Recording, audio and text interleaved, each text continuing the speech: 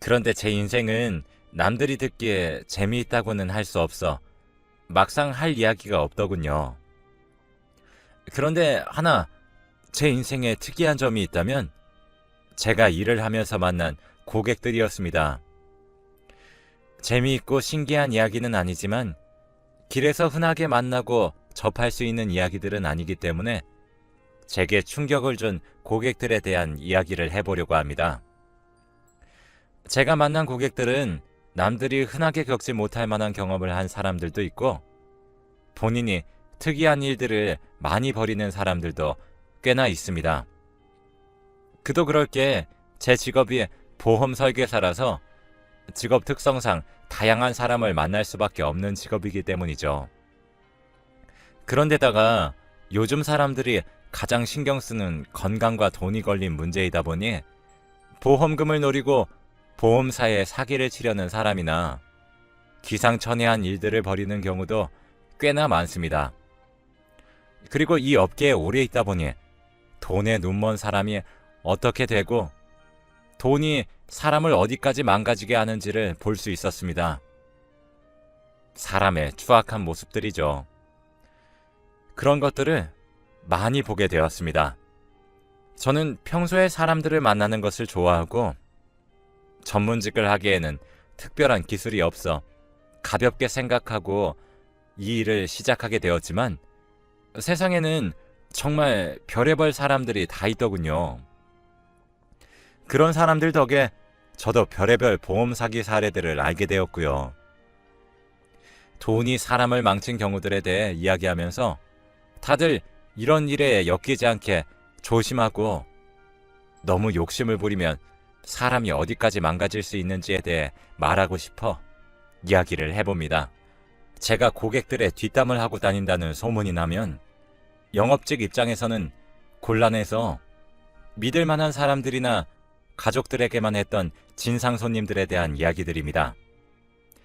정말 여러 가지로 저를 고생시킨 사람들이죠.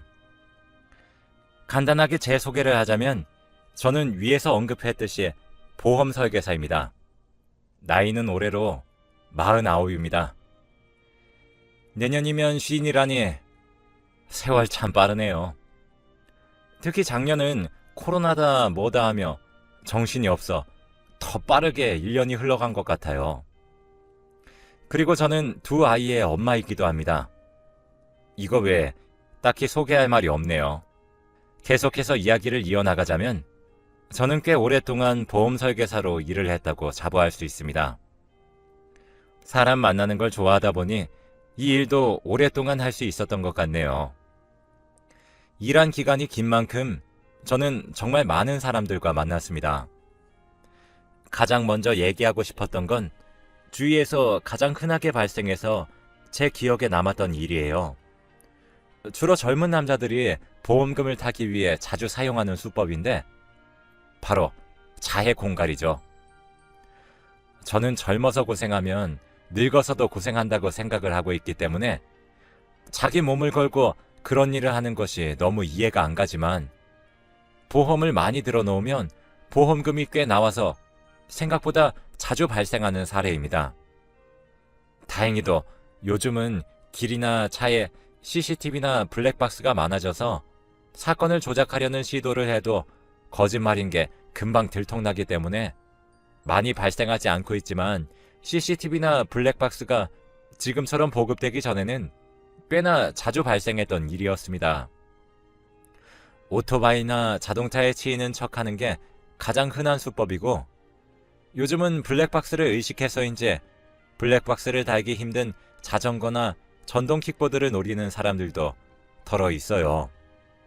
그리고 요즘 번화가나 도로에서 전동 킥보드를 자주 볼 수 있기도 하고 조금만 복잡한 곳에서 제대로 된 대책도 없는 전동 킥보드에 치이는 척을 하면 정말로 사건이 발생한 건지 구분할 방법이 없습니다. 그리고 제가 이런 방법을 젊은 남자들이 자주 시도한다고 말한 이유는 일단 몸이 건강하기 때문에 만약 다치더라도 금방 회복할 자신이 있으니 자기들의 건강만 믿고 시도하는 경우가 많기 때문입니다. 그러다가 잘못돼서 크게 다치면 후유증이 남으실 텐데 말이죠. 그렇게 다친 척을 하거나 실제로 다친 몸을 이끌고 자동차나 전동 킥보드를 운전한 사람에게는 합의금을, 보험회사에서는 보험금을 뜯어내려고 하죠. 옛날에는 이런 사건에 관련된 법도 보험 조항도 거의 없었다 보니 보험사 측에서 돈을 지불하지 않아도 되는 경우임에도 불구하고 억울하게 돈을 지불하는 경우도 덜어 있었죠. 하지만 요즘은 관련 법이나 조항이 생겨나고 있어서 아무리 자기는 억울하게 다쳤다고 주장을 해도 의심스러운 정황이 있고 조사를 했을 때 거짓말이라는 것이 들통나면 보험금을 받아내기 힘듭니다.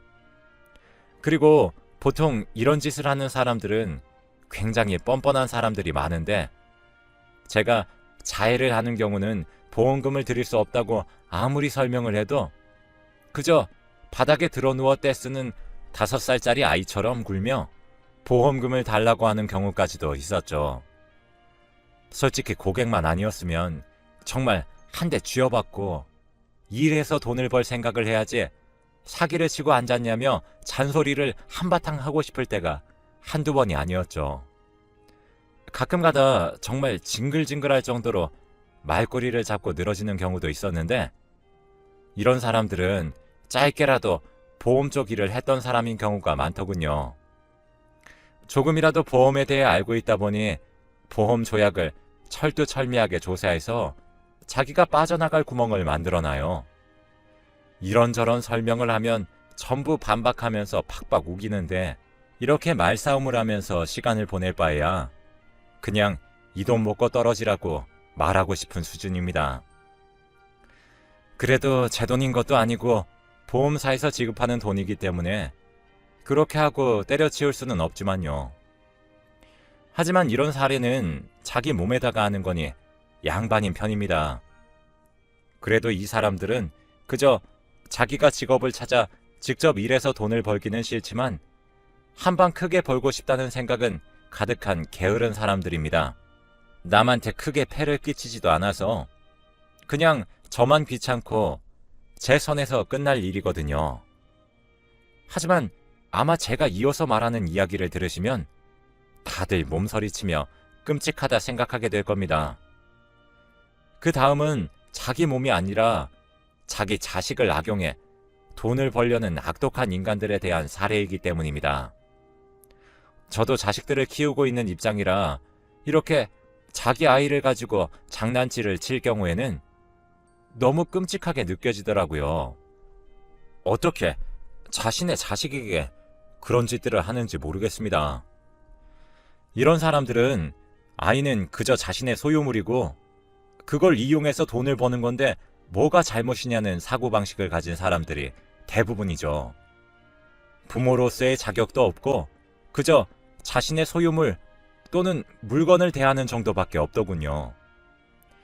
이런 사람들은 아이를 어떻게든 이용해서 보험금을 타먹으려고 파락을 합니다. 처음 보험에 가입할 땐 아이가 자주 다쳐서 자기 자식이 걱정돼서 그런다며 거짓말을 쳐서 보험사들의 눈을 가리고 아이 앞으로 거액의 보험을 잔뜩 들어두고 열심히 돈을 내다가 아이를 다치게 해서 보험금을 타냅니다. 정말 끔찍하지 않나요?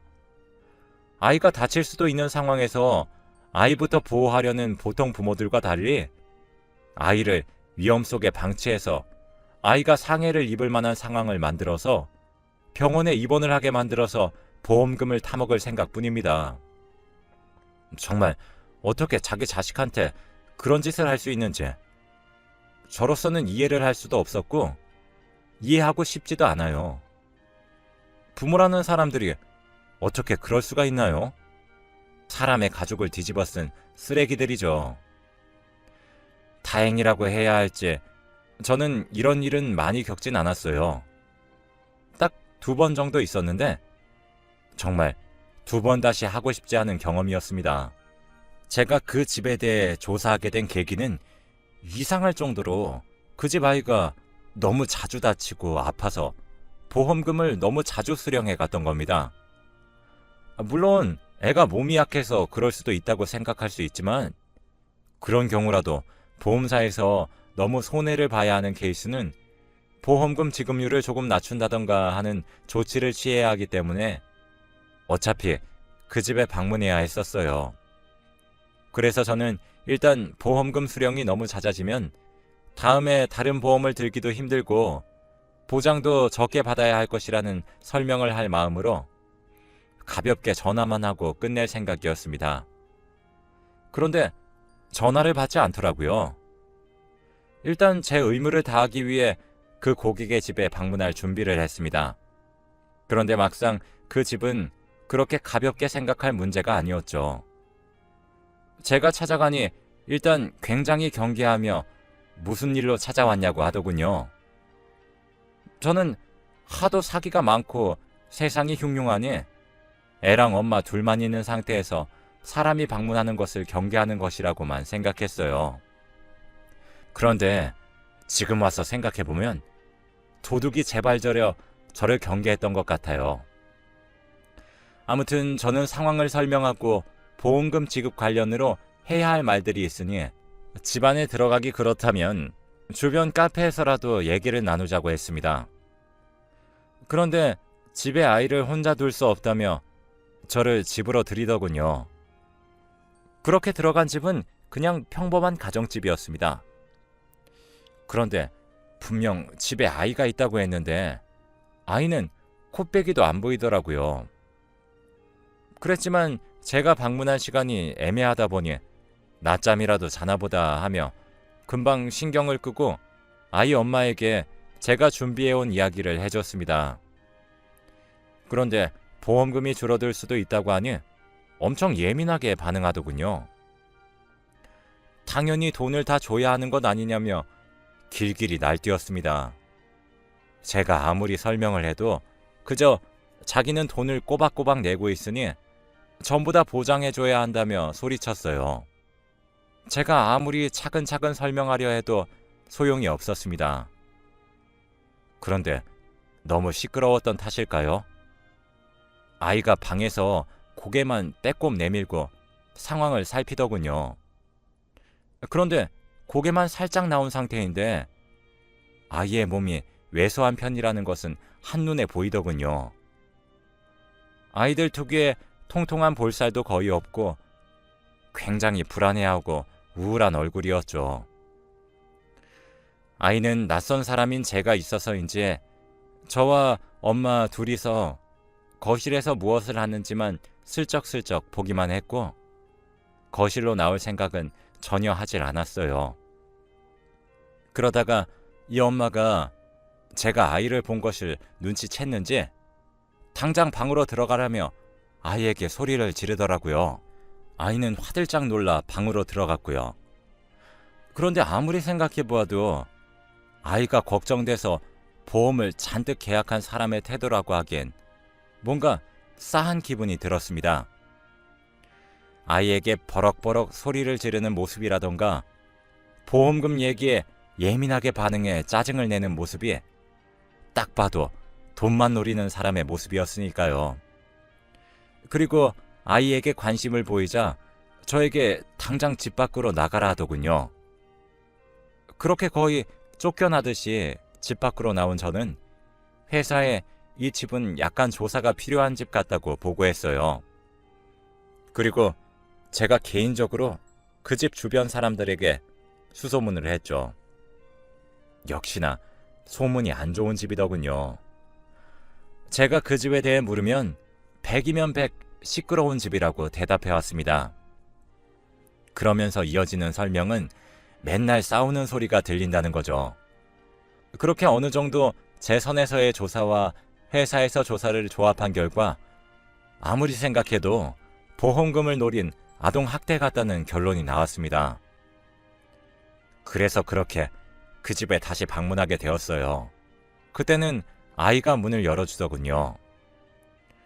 다시 만나게 된 아이는 다른 아이들과는 달리 눈이나 표정에 생기가 없었습니다. 물론 이미 경찰에도 신고가 들어간 상태여서 제가 굳이 방문할 필요는 없었지만 두 아이의 엄마인 저로서는 그 아이가 너무 마음에 걸려 다시 방문한 것이었습니다. 그 집에 방문해서 그 집 부모들과 이야기를 해봤지만 전혀 반성하는 기미가 없더군요. 제가 자신들의 돈벌이 수단인 아이를 데려갈까 경계를 하기만 했습니다. 자기들의 잘못이 뭔지 전혀 모르는 것만 같았어요. 제가 무슨 말을 해도 자신들이 조금이라도 더 돈을 받을 수 있는지 없는지 이 사실 말고는 아무것도 신경 쓰이지 않는 것처럼요. 그렇게 한창 실랑이를 하다가 출동한 경찰들에 의해 그들은 경찰서에 조사를 받으러 가게 되었고, 아이는 부모가 조사를 받을 동안 아이의 친척이 돌보기로 했습니다. 다행히 주변 이웃들이 적극적으로 증언을 해줬는지 그들이 충분한 처벌을 받게 되었다고 하더군요. 저도 그들이 경찰서에 조사를 받으러 간 후의 이야기를 전해 듣기만 해서 정확하진 않지만요. 그리고 제가 걱정되어 한번 찾아간 적도 있었습니다. 그 아이는 친척들이 잘 보살펴주는지 볼살도 통통하게 올라 있었고 표정도 밝아져 있더군요. 그런 사람들의 친척이라길래 걱정되었지만 정말 다행인 일이었죠. 이런 사례를 저는 거의 겪어보지 못했지만 제 동료들이나 선배들은 한 번씩은 꼭 보는 사례라고 하더군요. 그리고 이런 사건들은 제가 겪었던 사례처럼 쉽게 해결되는 경우는 거의 없고 가족 개인의 일이니 가족끼리 해결하라는 말과 함께 경찰에서도 그냥 풀어주기도 한다고 하더군요. 여러분이 만약 주변에 고통받고 있는 아이를 보게 된다면 남의 가정사에 끼어드는 것이란 생각은 잠시 접어두고 신고해 주시길 바랍니다. 이런 일은 주변 증언과 관심이 가장 크게 작용한다고 하더라고요. 또 일명 나일롱 환자라고 하죠. 주로 어르신들이 입원할 정도로 심각한 병이나 부상도 아닌데 입원실에서 퇴원하지 않고 버티는 것을 이야기하는 경우인데요. 나일롱 환자들은 보통 돈보다는 다른 것을 노립니다. 그것은 바로 사람들의 관심과 보살핌이죠. 나이가 들면 여기저기 아프기도 하고 스스로를 돌보는 일도 그렇게 쉽지만은 않죠. 그래서인지 오히려 병원을 더 선호하는 어르신들이 꽤 계시고요. 돈을 노리고 하는 행동이 아니다 보니 악질적이라고 할 수도 없습니다. 하지만 계속해서 보험금을 지급해줘야 하는 보험사의 입장이나 병실에 자리가 모자라 입원이 필요한 환자를 다른 병원으로 보내야 하는 병원 입장을 생각하면 환자들을 그저 안타깝다고 받아주기엔 곤란한 상황이죠. 물론 어르신들은 병실에 있으면 밥도 챙겨주고 다른 어르신들과 대화도 하고 하니 적적하지 않아 좋고 보험사에 돈도 다 냈는데 왜 그러냐 하실 수 있지만 솔직히 보험 설계사 입장에선 이런 경우로 꽤나 곤란을 겪습니다. 제가 앞서 이야기한 사례들은 명백한 본인의 과실이기 때문에 증거만 잘 잡아내서 경찰에 신고하든 보험사에서 개별적인 조치를 취하든 하면 되는 일이긴 한데 나일롱 환자들은 정말 아파서 아프다고 하는 것이니까 굉장히 애매하거든요. 물론 병원에 입원해야 할 만큼 심각하게 아프지 않은데도 자기가 아프다고 하는데 병원 측에서 환자를 돌려보낼 수는 없는 일이니 병원 측도 애매해지는 것이죠. 제가 실제로 경험한 한 어르신의 경우엔 자식들이 어르신 앞으로 보험만 들어놓고 보험비만 내면서 정작 어르신은 바쁘다고 방치하는 집이었습니다. 하필이면 아내분도 돌아가셔서 혼자 지낼 수밖에 없었던 분이셨습니다. 여기까지만 말해도 예측 가능하셨죠? 어르신 혼자 계시다가 넘어지셔서 한번 크게 다치신 적이 있어요. 그때 병원에 입원하셨습니다. 나이가 꽤 있으셔서 완치하는데도 시간이 오래 걸렸고 그러다 보니 병원에 꽤 오랜 시간 입원을 하게 되셨습니다. 혼자서 적적하게 지내야 하는 집과는 달리 병원에서는 밥도 챙겨주고 난방비 걱정 없이 적당한 온도를 계속 유지해주고, 심지어 어디가 불편하다고 하면 바로바로 도와줄 간병인분도 계시니 시간이 지나 다 나으셨음에도 불구하고 병원에 남아 계셨습니다. 계속 어딘가가 아프다고 이야기를 하시면서요. 그리고 병원에는 비슷한 나이대의 어르신들도 같은 병실에 여러 명 계시니 편하게 이야기 나눌 수도 있고 해서 더 좋으셨나 봅니다. 그리고 그 가족들도 어르신 혼자 계시게 두는 것보다는 요양병원이나 그냥 병원에 입원해 계시는 것이 더 마음이 편했는지 그냥 간병인만 고용하고 아무 말 안 했다고 하네요. 그런데 그분은 요양병원이 아니라 일반 병실에서 그렇게 오래 버티시는 게 문제가 되었던 건데요. 저도 제 일을 해야 하다 보니 어르신이나 보험금을 내고 있는 그 자식들에게 정확한 사정을 듣고 보험금 지불 문제와 새로운 보험 권유를 위해 정보 수집이 필요했습니다. 그래서 어르신께 조심히 왜 요양병원이 아니라 일반 병실에 계시냐고 여쭙자 주변에 있는 요양병원들이 자리가 다 차서 들어가기도 힘들고 만약 들어가게 된다고 해도 거기서는 다 늙어 빠져서 죽는 날만 기다리는 느낌이라고 싫다고 하시더군요. 저도 나이가 있다 보니 부모님들 연세도 꽤 있으신데 저희 부모님께 여쭤보니 부모님들도 웬만하면 집에서 지내고 요양병원은 치매 걸려서 자식들한테 너무 민폐가 되는 경우에만 들어가고 싶다고 말하시더군요. 그리고 요양병원은 정말 치매가 걸리거나 혼자서는 거동도 불편한 오늘 내일 하는 사람들만 가는 곳이라고 생각돼서 괜히 거부감이 든다고도 말씀하셨습니다.